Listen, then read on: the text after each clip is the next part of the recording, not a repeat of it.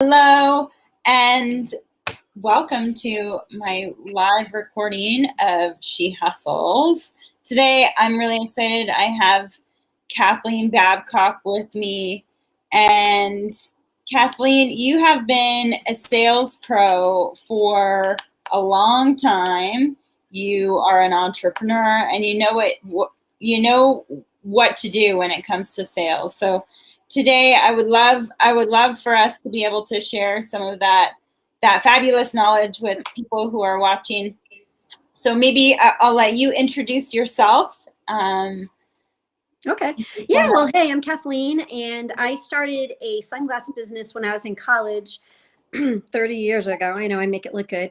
And so basically, I went from having a weekend little roadside stand to having 13 sunglass stands. And we traveled around the United States. We were like pirates and bums. It was fabulous.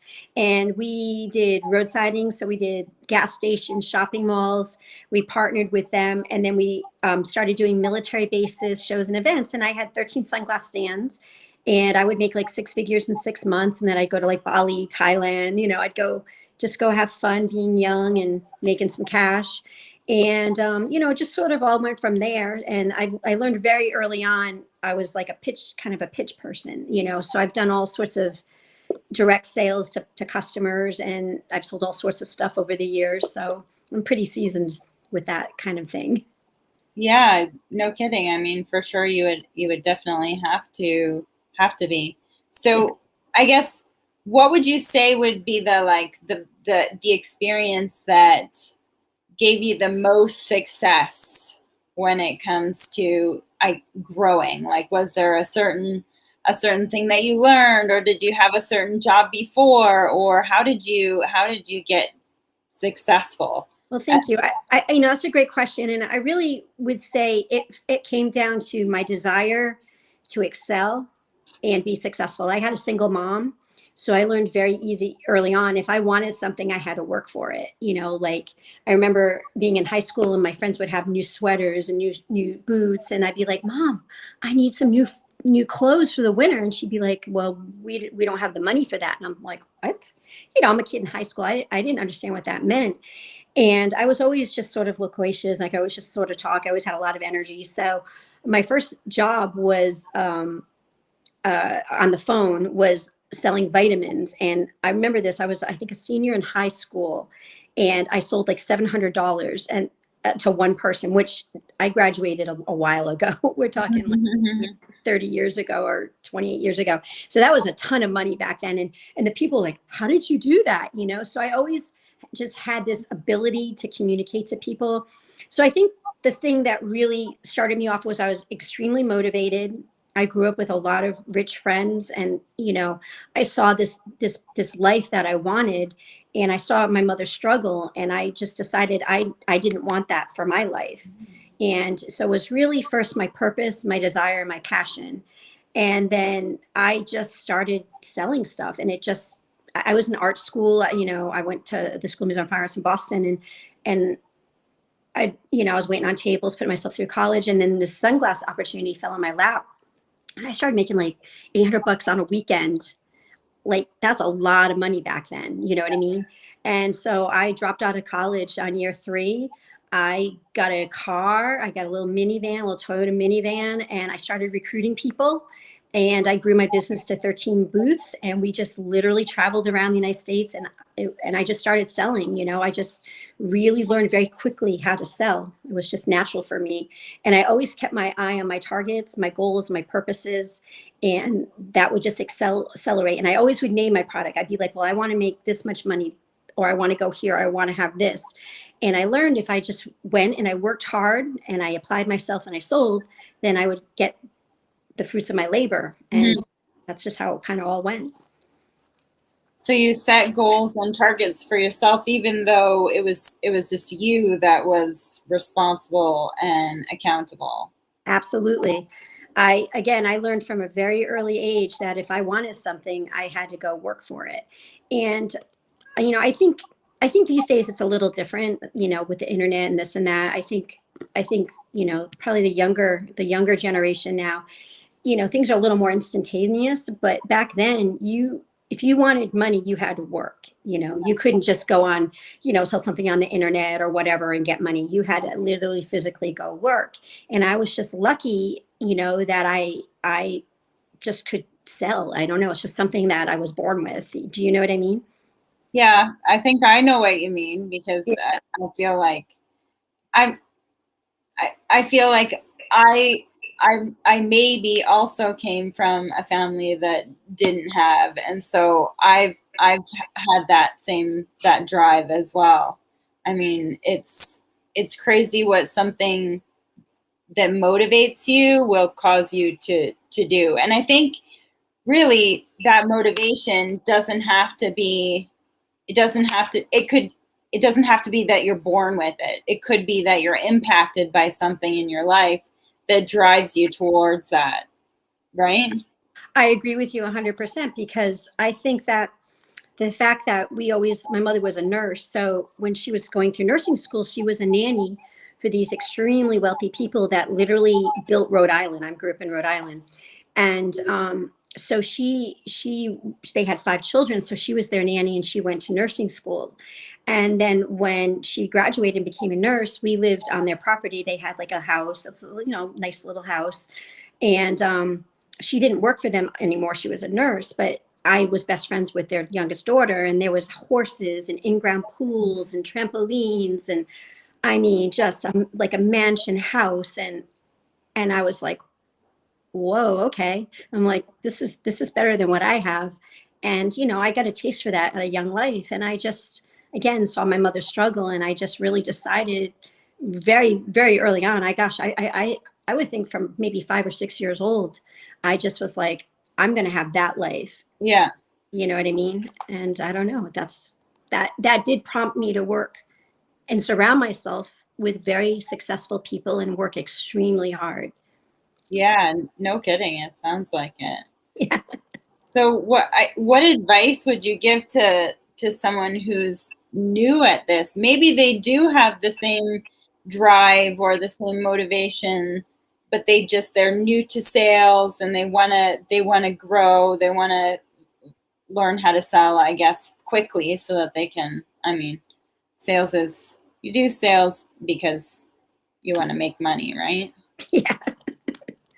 Well, I would say, if someone's young and they're starting off, first name your goal and your target. Like, what's your purpose, really? What makes you get up in the morning? What makes you want to succeed? Because if you have that there, write down your goals. You can write them down once or twice a day. Most people write them down twice a day in our community.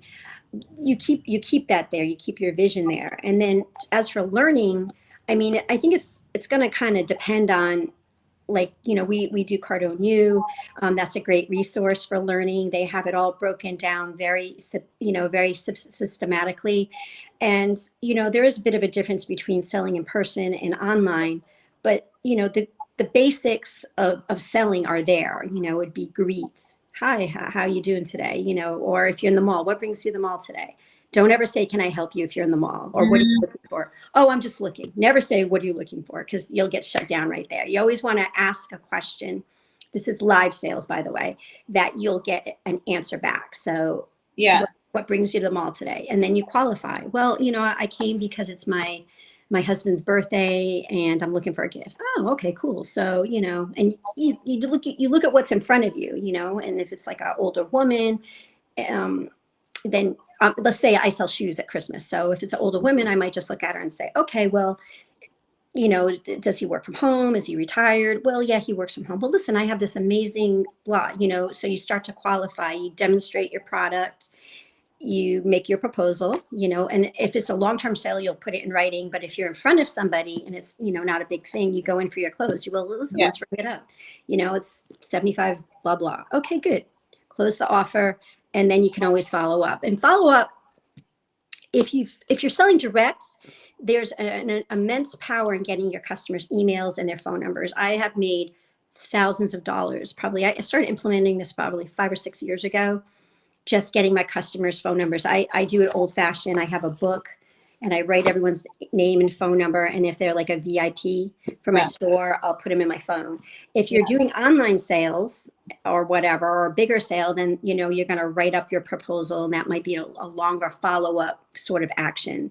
And it does take typically the normal consumer 5 to 12 touches to close on a cycle. So, you know, don't get discouraged. I always tell myself, a lot, right? It is a lot. It is a lot. So like, you know, if you're, it's a little different if you're in a store in a mall. Like, so if someone walks in and it's like their husband's birthday, you might be able to close them right then and there. You probably usually have 75% chance if you're really on your A game.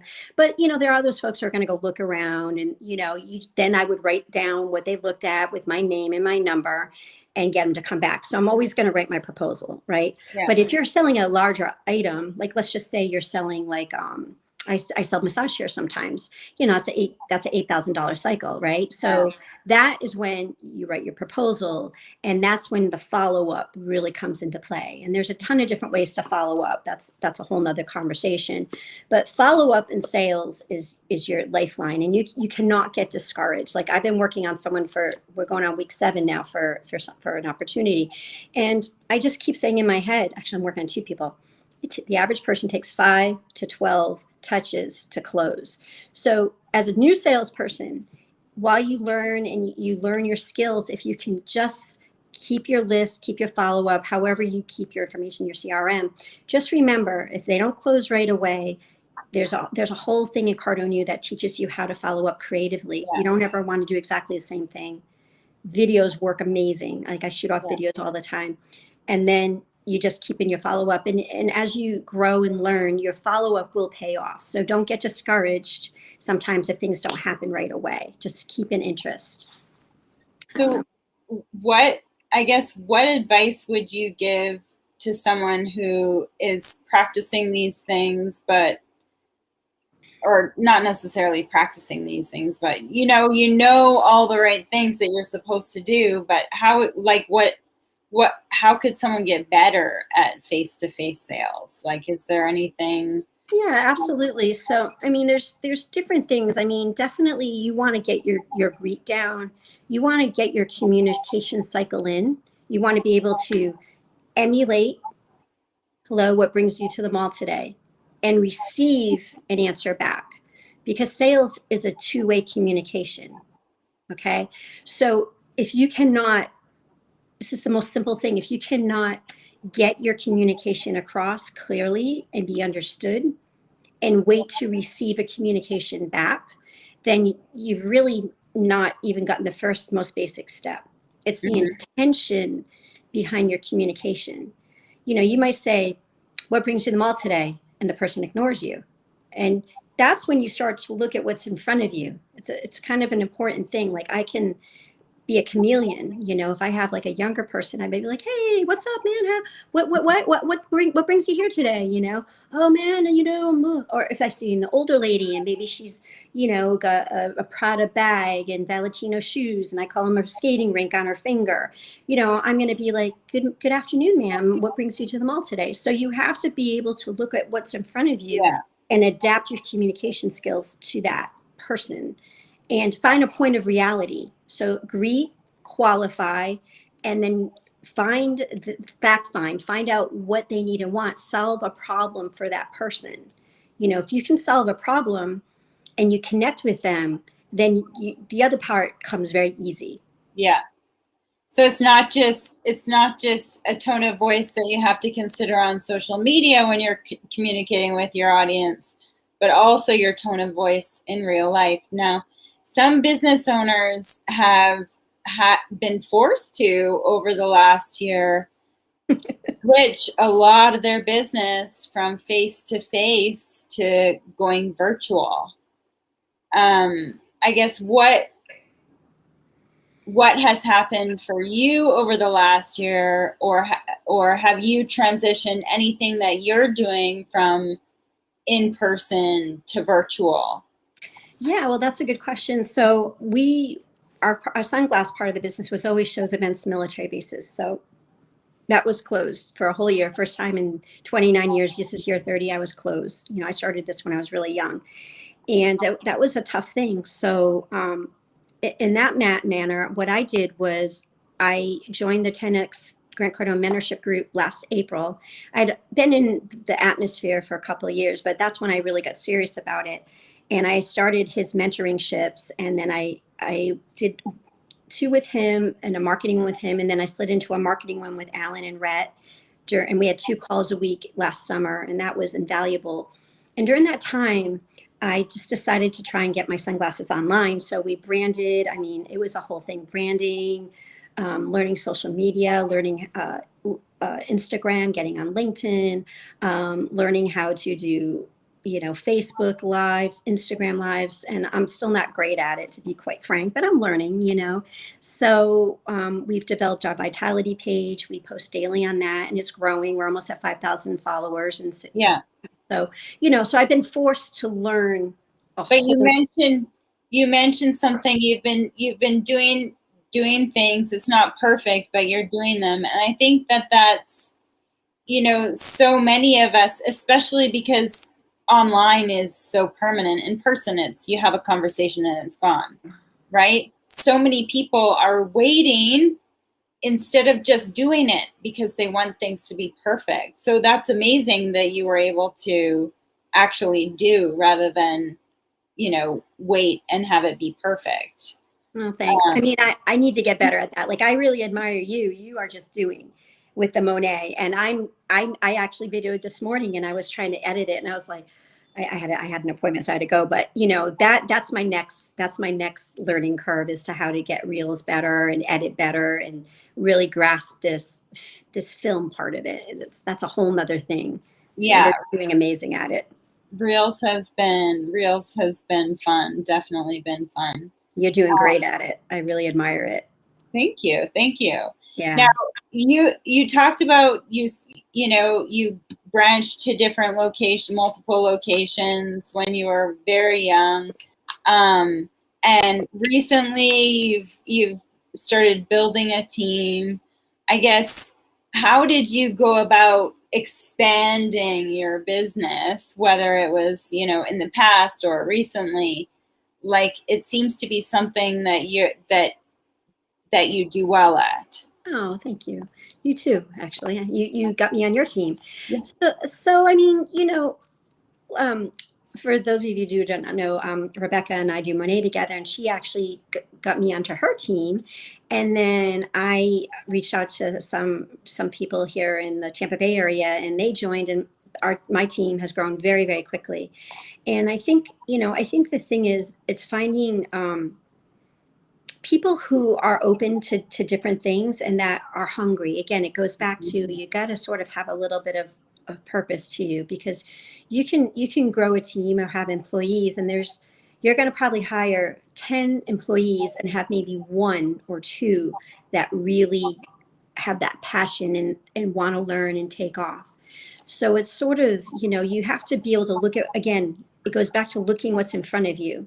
You want to really make sure that you get people that are good communicators, that have purpose, that, can have a vision and make it go. If you hire people that just like to hang out and not work hard, or maybe they can't communicate very well, do they look at you in the eye when they talk to you? Do they look down around? Can they speak, or are they like quiet? You really have to just look at key indicators. Again, you have to look at kind of what's in front of you. And some of it's your gut. Sometimes you can just look at someone and you're like, I've hired so many people like that come into my store, and I'd be like, hey, do you need a job? Do you want a part-time job? Mm. You want that person with that spark. And I know, you know what I mean? Like, it when you meet someone who's like, you know what I mean? So even you're saying that you've hired people even that weren't looking for a job. Oh, all the time. Like their personality. Yeah, that makes sense. Oh gosh, yeah. Like 2 winters ago, I had this customer. She had bought stuff for me for like 5 years, and she came in, and I wasn't even open. It was the first day I was opening. She's looking through the window. We had this black, and we had the little hole, and she's like, and knocking on the door, and I let her. She's like, "Hi, I'm Melinda, and I bought from you 5 years ago, and I put this wrap on layaway." And I'm like, "Oh my god, I totally remember you." And we just got to talking, and she's a full-time teacher. She makes a ton of money. She doesn't need a job. And I was like, "Hey, do you want to come work here part-time? Help me out at night and on the weekends for fun?" She's like, "Okay." And she did great at it. She'd never sold anything in her whole life, but she had that thing, that sparkle. So that's one of the things I look for in a salesperson, that sparkle. You know, I get the feeling.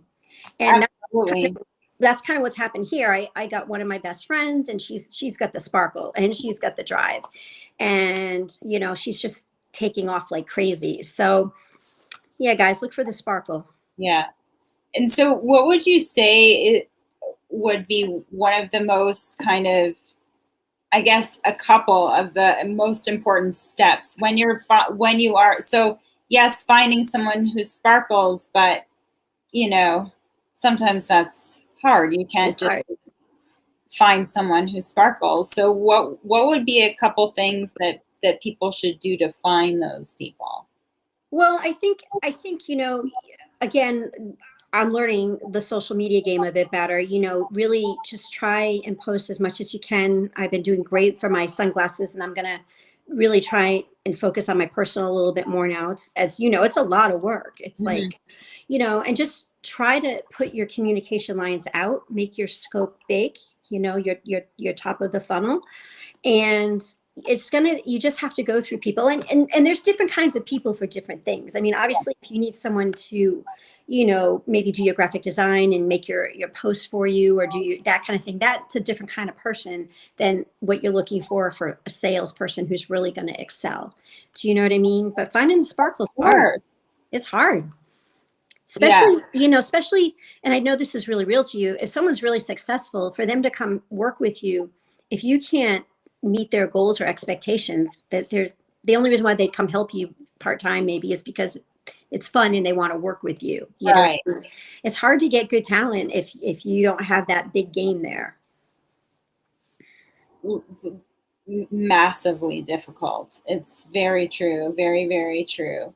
What would you say has been the biggest challenge for you when you've had to find people for your team? Well, if we're talking about the stores and that kind of thing, the biggest challenge for that particular thing, and it's probably going to be a bit different now that COVID is kind of getting over, but pre-COVID, the biggest challenge is finding people who can work during the day that will work for what a mall sort of job pays, like $14, $15 an hour. And then I give my guys bonuses out of my own pay to give them incentive, you know what I mean? But, you know, as for the new endeavor I'm in, I'm with Monet, and it's direct sales. And that, what I'm running into is a lot of my pipeline are people who are already successful. They make good money. They're like, oh, I'll buy the products from you, but really I don't need, you know, I'm good for what I am. So I'm trying to learn how to, on the online now, apply what I can do in person. So sort of what I'm growing into and learning, because that's what life is, right? It's evolution. Absolutely. Absolutely. And so how would you say the best way to overcome that would be? Well, I think the best way to overcome it is to continue to learn.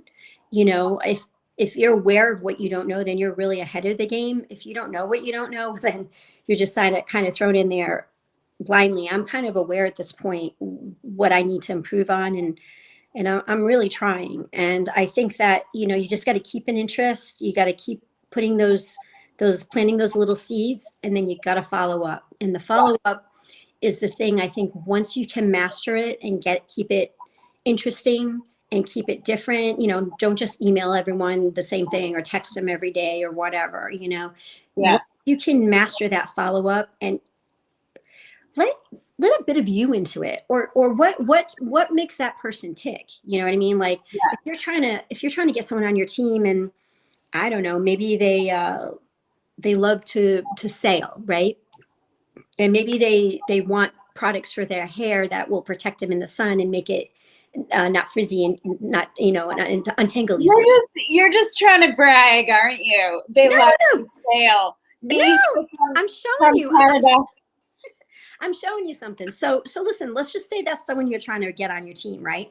What I do is I might send them a DM like, hey, you know, how was sailing this weekend? That's it. Oh, great. Oh yeah, you got a nice tan. Yeah. Do you have sunscreen? Yeah, I do. Yeah. How does it work for you? Well, it's okay. But listen, I just came across this stuff. It has zinc. It's all natural. It smells like oranges. I have the most sensitive skin. I've been using it. I was just outside for a month selling my shades and it worked out great. My skin is great. Would you like to give it a try? And then once you can get the person interested in that, if they're not necessarily interested in opportunity, then you can also show them the opportunity. Yeah. So you just gotta, it's like a Monopoly game, kind of. Or chess. It's fun. Sales is definitely fun. Definitely. It is. And it's fun. It's fun when it's fun when it's going. Like to me, it's a fun. Like you have a good day and you hit it and you crush it and you're tired, but you're like, man, that was fun. But when it's not all clicking, you have to keep your head up, right? You have to keep that's when your knowledge kicks in. Like, okay, good. So I made the proposal. I didn't close the offer. I'm going to follow up. What am I going to do to follow up today? Or what am I going to do to follow up tomorrow? Or what am I going to do to follow up in 3 days? How can I make it creative? You know what I mean? Like, but that is when, as a salesperson, you have to keep your mind in the game and not get discouraged. You have to just realize there's a method to it. And you can, again, train on Cardone, you'll learn. You have your sales every morning. You have your you and Jose have that amazing Clubhouse. It's amazing. It's amazing on Clubhouse every morning, guys. 9:15. Her and her husband are there. You can log on, role play. They'll help you. Her husband is amazing. Like that guy, he could sell anything, I think. And you're amazing. Okay. So, but yeah, just that kind of stuff. Yeah, fabulous. Well, Kathleen, one last question for you. I want to know, what are you the most excited about right now? I think I'm most excited about this next chapter of my life. You know what I mean? Like, I don't know if this is really real to you or not, but the one thing the last year showed me is that if you can't change and pivot, that's the biggest lesson I've learned. And, I'm in the middle of my pivot. I'm not where I want to be yet. Is it uncomfortable? Yeah. But you know what? Sometimes I think some of the most beautiful things happen when you're uncomfortable. You get out of your comfort zone and you kind of leave what you knew behind and you embrace something new. And, and I know it's all going to happen and work out. So it's going to be awesome. I'm excited too. I'm excited for the next year. I'm very excited for you. And it's been amazing chatting with you. So thank you so much for your time today, Kathleen Babcock. Thank you, Rebecca Cramer. You're amazing. Role model. Oh, thank you. Very sweet. Very sweet. So, guys, thank you very much for joining me and Kathleen as well. I will be here again next week at 2 p.m. Eastern, 12 p.m. Mountain Standard Time for another live recording of She Hustles. Don't forget to join my free Facebook group, which is Social Selling Growth Masters, and we'll see you again next week.